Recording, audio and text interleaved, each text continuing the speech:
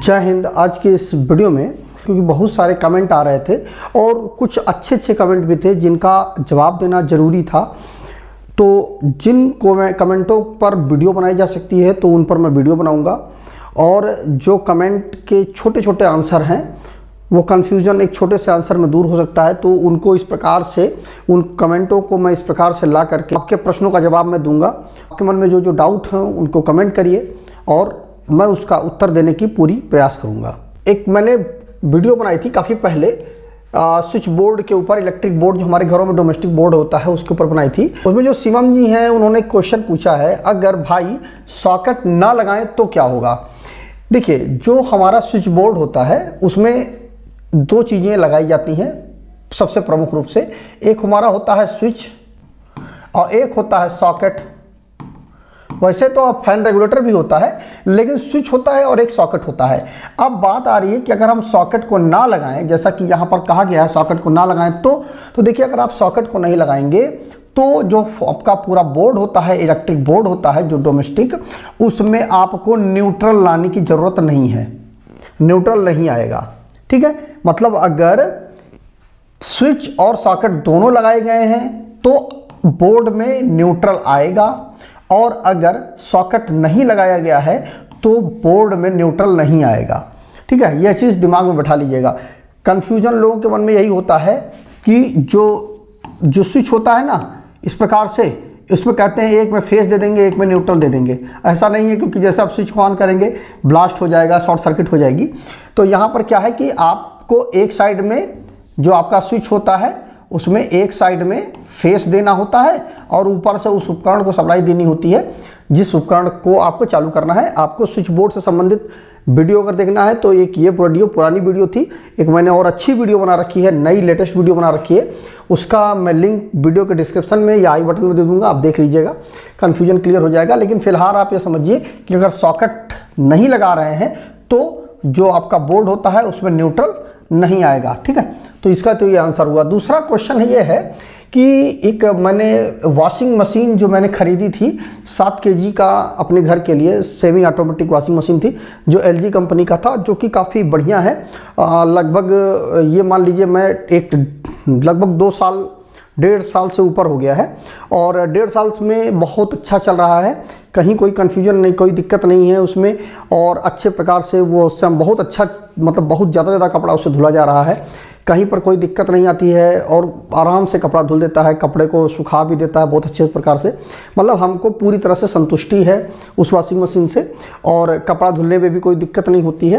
तो यह जो वॉशिंग मशीन थी, इसका जो पावर कंजप्शन के बारे में पूछा था कि पावर कंजप्शन कितना है, तो देखिए इसमें 2 मोटरें लगी हुई होती हैं। पहली जो मोटर होती है वो कपड़ा धुलने के लिए होती है, क्योंकि सेमी ऑटोमेटिक है तो 2 मोटरें होंगी, 2 अलग एक मतलब बॉक्स होते हैं। तो पहला होता है कपड़ा धुलने के लिए, दूसरा होता है कपड़ा सुखाने के लिए। तो जो कपड़ा धुलने वाला होता है उसका जो पावर कंजप्शन है वो 360 वाट का है। ठीक है, और जो सुखाने वाला होता है उसका 200 वाट का है। तो ओवरऑल ये बहुत अच्छा वॉशिंग मशीन है एक मध्यम वर्गीय परिवार के लिए। 7 kg का वॉशिंग मशीन कपड़ा धुलने के लिए बहुत बेहतरीन है।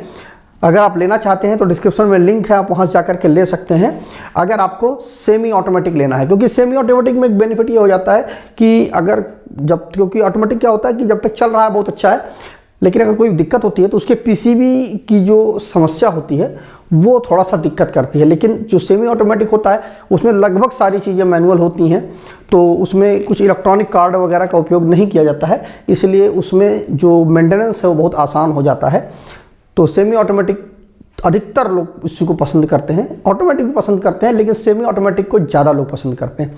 यही कारण है क्योंकि उसमें मेंटेनेंस का खर्चा उतना नहीं आता है। तो आप अगर लेना चाहते हो तो वीडियो को डिस्क्रिप्शन में आपको लिंक मिल जाएगा, आप वहाँ से जाकर के ले सकते हैं। तो ये LG का जो 7 kg का जो सेमी ऑटोमेटिक जो वॉशिंग मशीन है उसका जो मेन मोटर है जो कपड़ा धुलने के लिए उसका 360 वाट का पावर कंजप्शन है, और जो स्पिन के लिए है मतलब कपड़ा सुखाने के लिए है उसका 200 वाट का पावर कंजप्शन है। प्रीत जी का था कि सर हमारी मोटर 15 HP की है, मतलब उनकी कोई मोटर है वो 15 HP की है और 10 एम्पियर का करंट ले रही है। मतलब करंट इसमें अनबैलेंस है, ठीक है। 12 12 10 मतलब 2 एम्पियर का, मतलब 2 वाइंडिंग में तो 12 एम्पियर करंट ले रही है, एक वाइंडिंग में 10 एम्पियर करंट, मतलब एक वाइंडिंग में करंट कम है ले रही है, गर्म हो रही है। तो पक्की बात है जब करंट अनबैलेंस होगा तो मोटर हीट होगी ही होगी। और उसमें हम कैपेसिटर लगा सकते हैं क्या, तो कैपेसिटर से मोटर की हीटिंग का कोई संबंध नहीं है।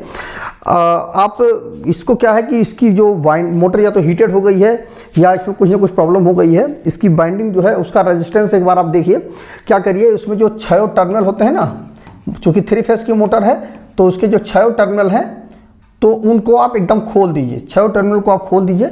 इसका मैंने कनेक्शन के ऊपर मैंने वीडियो बना रखी है, डिस्क्रिप्शन में मैं लिंक दे दूंगा, आप देख लीजिएगा एक बार इसका कैसे आप मोटर का कनेक्शन करते हैं। अगर मोटर जो है जैसे कि यह मोटर जो है 15 HP की मोटर है तो पक्की बात है ये मोटर जो है हमारी वह डेल्टा में इसका कनेक्शन किया जाएगा, ठीक है, स्टार में कनेक्शन नहीं किया जाएगा। तो आप इसको देख लीजिए 15 HP की मोटर है, अगर 12 12 10 एम्पियर करंट है, डेल्टा के कनेक्शन को आप खोल दीजिए। इस प्रकार से कनेक्शन होगा तो इसको आप कनेक्शन को आप खोल दीजिए और 6 तारों को निकाल करके आप उनका रेजिस्टेंस एक बार चेक करिए कि सभी का रेजिस्टेंस क्या है। तीनों का रेजिस्टेंस, अगर तीनों कॉइलों का रेजिस्टेंस सेम है तो आपके तार में कहीं कोई प्रॉब्लम है या सही प्रकार से कनेक्शन नहीं हो रहा है। अब अगर एक वाइंडिंग का रेजिस्टेंस कम आ रहा है तो पक्का बात है कि आपकी वाइंडिंग खराब हो गई है, आपको वाइंडिंग दोबारा करानी पड़ेगी। इसमें कैपेसिटर लगाने से कोई विकल्प आपका नहीं होगा। तो आप मोटर की जो कॉइल है तीनों, उनको एक बार आप खोल करके, टर्मिनल से खोल करके आप उसको चेक करें। तीनों का रेजिस्टेंस अगर सेम है तो फिर जो स्टार्टर से मोटर तक जो केबल सप्लाई आई है, पावर सप्लाई आई है, उसको एक बार आप चेक करें, उनमें कहीं ना कहीं दिक्कत है। और अगर रेजिस्टेंस अनबैलेंस है तो आपको मोटर को वाइंड कराना ही पड़ेगा और कोई विकल्प नहीं है। चंदा की जो सीलिंग फैन है वह कितने mm का खरीदें, इसमें मैंने एक वीडियो बनाई थी, उसमें जो फॉर ग्रेटर गुड कुछ करके नाम उन्होंने कमेंट किया है कि 114 नहीं, यह 1400 mm है, ठीक है, 1400 mm कितना हवा देगा। तो जो 1400 mm है का जो पंखा होता है वह आपको 210 cmm की हवा देता है। अगला जो कमेंट पूछा गया था कि एक वॉशिंग मशीन में किलोग्राम में कपड़ा जो होता है उसके ऊपर मैंने वीडियो बनाई थी। ये लब 206 करके क्वेश्चन पूछ रहे हैं कि 9 किलोग्राम की वॉशिंग मशीन में कितना पानी डाला जाता है कि कपड़े सही से धुल जाएं, यह बताएं। यह सर्च करके मैं परेशान हूं, कोई नहीं बता पा रहा कितना पानी उसमें डालें। देखिए कपड़े जो वॉशिंग मशीन होता है ना, उसमें जो पानी जो डाला जाता है वो आप देखेंगे वॉशिंग मशीन को इस प्रकार से आप देखें, यहाँ पर एक पॉकेट लगा हुआ होता है, ठीक है, एक पॉकेट लगा हुआ होता है। उस पॉकेट के जस्ट ऊपर तक आप पानी भर दीजिए। जस्ट पॉकेट जब खत्म हो उसके जस्ट ऊपर पानी भर दीजिए। यह पॉकेट इसलिए होता है कि मान लीजिए कोई चीज़ है, कुछ सिक्के वगैरह हैं या कुछ भी चीज़ें हैं, वो आकर के इस पॉकेट में फंस जाए, ठीक है। तो इस जो पॉकेट होता है उससे जस्ट ऊपर तक आप पानी भर दीजिए, बस आप वॉशिंग मशीन को चला दीजिए। तो एकदम सही तरीका वही होता है, बस इस पॉकेट से जस्ट ऊपर तक आप पानी भर दीजिए। या दूसरा है कि घर में कितने किलोवाट का मीटर लगवाएं जिससे बिजली विभाग का कोई डर ना हो, यह कोई वीडियो मैंने बनाई थी। इसमें क्वेश्चन यह पूछा गया था, सुजीत मंडाल जी ने पूछा था कि 1 किलोवाट लोड बढ़ाने के लिए कितना रुपया खर्च होगा, ये क्वेश्चन था। देखिए 1 किलोवाट का यदि आप लोड बढ़ाते हैं ना तो पहले आप इसके लिए आपको पावर हाउस में जाना पड़ेगा, जो आपसे संबंधित आसपास का जो जहाँ से आपको इलेक्ट्रिसिटी घर में आ रही है वहाँ पर आपको जो जाना पड़ेगा और वहाँ पर आपको बाकायदा एक एप्लीकेशन फॉर्म भर के देना पड़ेगा। तो उनका एक चार्ज का एक लिस्ट होता है। देखिए ये स्टेट वाइज अलग अलग होता है, हर राज्य में अपना अलग अलग चार्ज लेते हैं। तो आपको एक बता देंगे कि वहाँ पर जो उनका मतलब पर किलोवाट का जो चार्ज होगा। नॉर्मली अगर आपका 1 किलोवाट का है और उसको यदि आप 2 किलोवाट करते हैं तो इसका कुछ खास बहुत ज़्यादा आपको खर्च नहीं आएगा, लेकिन 2 से जब 3 में करेंगे आप तो वो थोड़ा सा ज़्यादा हो जाता है, तो उस पर आपको ज़्यादा चार्ज देना पड़ेगा। नॉर्मली अगर 2 किलोवाट तक का है तो उसमें ज़्यादा आपको चार्ज नहीं देना पड़ेगा। तो वहाँ पर आप पावर स्टेशन में जाइए, वहाँ पर आप बताएंगे तो वो आपको एक नॉमिनल सा चार्ज बताएंगे जो कि ऐसे 300-400 रुपये 500 रुपये के आसपास होता है। वहाँ पर जा करके आप 1 किलोवाट का लोड बढ़वा सकते हैं जितना आपके घर का लोड हो। शिशुपाल कुमार जी पूछ रहे थे कि नेटवर्किंग कनेक्शन कहाँ यूज लिया जाता है।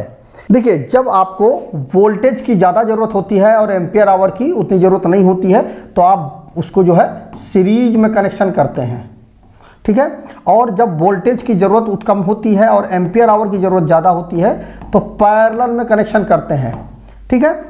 अब अगर आपको वोल्टेज की भी ज़्यादा ज़रूरत है और एम्पियर आवर की भी ज़रूरत है तो आप नेटवर्किंग में कनेक्शन करेंगे, मतलब वोल्टेज भी आपको चाहिए और एम्पियर आवर भी आपको चाहिए तो आप नेटवर्किंग में कनेक्शन करेंगे। क्योंकि इसमें क्या होता है, सीरीज में जब हम जोड़ देते हैं दो बैटरियों को तो वोल्टेज बढ़ जाता है, और जब दो बैटरियों को हम उन्हीं दोनों बैटरियों को हम जो दोनों बैटरियों को जोड़ करके जो बनाया गया उनको जब हम पैरेलल में जोड़ देते हैं तो उससे हमारा एम्पियर आवर बढ़ जाता है। तो जहाँ पर हमें एम्पियर आवर और वोल्टेज दोनों की ज़रूरत होती है ज़्यादा, वहाँ पर हम नेटवर्किंग में कनेक्शन करते हैं। रमन कुमार जी पूछ रहे थे कि 700 वाट मिक्सर बजाज में कितने पिन वाला लें, जो हमारा मतलब प्लग टॉप होता है। देखिए, जो प्लग टॉप होता है वो दो प्रकार के आते हैं। अब जो हमारे घरों में उपकरण आते हैं, एक होता है 3 पिन का और एक होता है 2 पिन का, आपने देखा होगा। तो देखिए, जो 3 पिन वाला वहाँ पर उपयोग किया जाता है जिसकी बॉडी जो होती है, जिस उपकरण को सप्लाई दे रहा है वो अगर वो मेटल की है तो उसमें हम 3 पिन का कंपनी लगा के देती है, और जिसकी बॉडी प्लास्टिक की होती है उसमें 2 पिन का लगा करके दिया जाता है। तो चूंकि जो मिक्सी होती है उसकी पूरी बॉडी प्लास्टिक की ही होती है तो उसमें 2 पिन का कहीं कहीं पर लगा के दिया जाता है और कहीं कहीं पर 3 पिन का भी लगा के दिया जाता है। तो अगर 2 पिन का लगाया गया है तो भी ठीक है, क्योंकि मेटल की बॉडी तो है नहीं, प्लास्टिक की बॉडी है, तो उसमें अर्थिंग वगैरह कोई उतना झंझट नहीं होता है। और अगर 3 पिन का लगाया गया है तो भी कोई दिक्कत नहीं है। तो बेसिक डिफरेंस आपको समझ में आ गया होगा कि जब मेटल की बॉडी होती है उस उपकरण की तो 3 पिन लगा के दिया जाता है, और जब मेटल की बॉडी नहीं होती है, प्लास्टिक की बॉडी होती है, तो 2 पिन का लगा के दिया जाता है। अगला कमेंट है कि मैंने बनाया था कि AC में 1 से 5 स्टार रेटिंग का क्या अर्थ होता है। माय क्वेश्चन ये है कि फिर फ्रिज में स्टार रेटिंग को कैसे समझेंगे। सर, AC का तो समझ आ गया बट फ्रिज में कंफ्यूजन है। देखिए, फ्रिज हो और चाहे AC हो, दोनों में सेम होता है। जो इसमें जो स्टार रेटिंग जो ये इस प्रकार से स्टार दिया जाता है, ये BEE जो कंपनी है गवर्नमेंट ऑफ इंडिया की, वो इसका सर्टिफिकेशन करती है कि मतलब जितना ज़्यादा स्टार होगा उतना ज़्यादा एनर्जी कंजप्शन जो है वो कम करेगा उपकरण, ठीक है। तो हर एक में जो भी, चाहे AC लीजिए, चाहे फ्रिज लीजिए, चाहे कोई भी इलेक्ट्रिकल उपकरण लीजिए, चाहे TV लीजिए, कुछ भी लीजिए, उसमें इसी प्रकार का एक स्टिकर लग करके आता है। तो उसमें जितना ज़्यादा स्टार लगा होगा बस उसी तरह से वो पावर का कंजप्शन करेगा, और इसमें नीचे साइड में लिखा होता है कि 1 ईयर में वो कितना पावर का कंजप्शन करेगा, ठीक है। तो वहाँ पर आप जा करके पढ़ सकते हैं। अगला क्वेश्चन था कि मैंने एक वीडियो बनाई थी, बल्ब पर अगर 100 वाट लिखा हुआ उसका क्या अर्थ है। तो एक महान भाव है, उन्होंने कमेंट किया था कि अमित जी हैं, उन्होंने किया था, सर आप गलत हैं, 100 वाट पर सेकेंड होता है। देखिए, 100 वाट पर सेकेंड नहीं होता है। इसमें क्या होता है कि अगर 100 वाट का अगर आपका बल्ब है और उसे आप जला रहे हैं ना, तो अगर आप उसको 1 घंटा तक चला देते हैं तो वह 100 वाट की बिजली की खपत कर लेगा, ठीक है। तो उसको क्या बोलेंगे हम, 100 वाट आवर उसको बोलेंगे आप। मतलब क्या हो गया कि 100 वाट आवर मतलब 100 वाट की बिजली की खपत 1 घंटे में उसने कर लिया है, ठीक है। अगर 100 वाट लिखा हुआ है तो जैसे ही आप ऑन करेंगे 100 वाट की बिजली वो कंज्यूम करने लगेगा, ठीक है, कंज्यूम करने लगेगा। अब वो 100 वाट की बिजली कब तक, मतलब वो जो एनर्जी कब बनेगा, जो खपत जो हो जाएगी वो कब तक हो जाएगी, 100 वाट की बिजली खपत अगर उसको 1 घंटे तक आप चला देंगे तो 100 वाट की बिजली की खपत हो जाएगी, ठीक है। तो इसका मतलब ये होता है। और स्टूडियो म्यूजिक जो क्वेश्चन कर रहे थे कि मेरे घर पे स्क्वायर वेव इन्वर्टर लगा है, ऑलमोस्ट 9 ईयर से, 9 सालों से लगा हुआ है, कुछ भी खराब नहीं हुआ है और ये इन्वर्टर सस्ता भी है भाई, कोई प्रॉब्लम नहीं है। देखिए, क्या है कि इन्वर्टर 3 प्रकार के होते हैं। पुराना जो इन्वर्टर होता था वो होता था स्क्वायर वेव, स्क्वायर वेव। दूसरा उसके बाद हुआ मॉडिफाइड,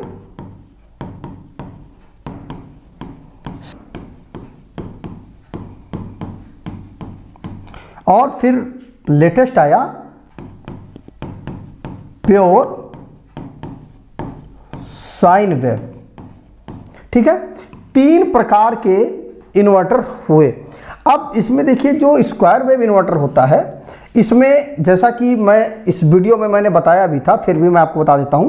देखिए इसमें क्या होता है कि जब आप इसकी जो फ्रीक्वेंसी है उसको देखेंगे तो इस प्रकार से इसकी फ्रीक्वेंसी होती है। ठीक है, इस प्रकार से स्क्वायर में चलता है। आपने एक चीज़ भी देखी होगी कि जो हमारी एसी की जो फ्रीक्वेंसी होती है वो इस प्रकार से होती है। ठीक है, अब इस फ्रीक्वेंसी को देखिए, इस फ्रीक्वेंसी को देखिए, दिक्कत कुछ नहीं होगी। लेकिन आपने देखा होगा कि जब इन्वर्टर पे, जब पंखा, जब अगर स्क्वायर वेव इन्वर्टर है, जब वो चलता है तो उसमें आपने देखा हो कभी कभी ट्यूबलाइट आवाज़ करती है, या जो पंखा होता है वो भी आवाज़ करता है हल्का सा। वो इसीलिए करता है क्योंकि उसकी जो फ्रीक्वेंसी है वो इस फ्रीक्वेंसी से मैच नहीं करती है। ठीक, और जैसे ही बिजली की सप्लाई आती है तुरंत वो आवाज़ जो है ख़त्म हो जाती है, स्मूथली चलने लगता है। उसका कारण यही होता है कि इस फ्रीक्वेंसी पर उसको चलने में दिक्कत आती है। ऐसा नहीं है कि वो मना कर देगा कि नहीं चलेगा, ऐसा नहीं है। लेकिन स्क्वायर वेव जो होता है उसमें सेम फ्रीक्वेंसी मैच नहीं होती, क्योंकि जो उपकरण डिजाइन किए जाते हैं वो इस फ्रीक्वेंसी पर डिजाइन किए जाते हैं, ना कि इस फ्रीक्वेंसी पर डिजाइन किए जाते हैं। जब पुराने समय में, जब टेक्नोलॉजी उतनी अच्छी नहीं थी, तब इस प्रकार के इन्वर्टर का उपयोग किया जाता था। बाद में इसी प्रकार से फिर मॉडिफाइड साइन वेव हुआ, फिर प्योर साइन वेव हुआ। प्योर साइन वेव की फ्रीक्वेंसी इसी प्रकार से होती है कि मतलब जितना पावर हाउस की जो फ्रीक्वेंसी होती है वही सेम फ्रीक्वेंसी इन्वर्टर की होती है। तो आपको 9 साल से आपके यहाँ लगा हुआ है, बहुत अच्छी बात है, खराब नहीं हुआ है। लेकिन इस प्रकार की जब आप फ्रीक्वेंसी वाला इन्वर्टर यूज़ करेंगे तो जो कुछ एबनॉर्मल कभी कभी आवाज़ आती है पंखे में या ट्यूबलाइट में, वो नहीं आएगी। तो मुझे उम्मीद है कि जो कुछ कमेंट मुझसे अच्छे अच्छे किए गए थे उनका जवाब मैंने देने का कोशिश किया है। फिर भी यदि कोई कमेंट छूट गया है तो उसके लिए क्षमा चाहता हूँ। आपके मन में कोई डाउट है तो कमेंट करके ज़रूर पूछिए, मैं उस पर आपको जवाब देने की कोशिश करूँगा। तो आज की वीडियो में बस इतना ही, मिलते हैं एक नए कमेंट बॉक्स के साथ। जय हिंद।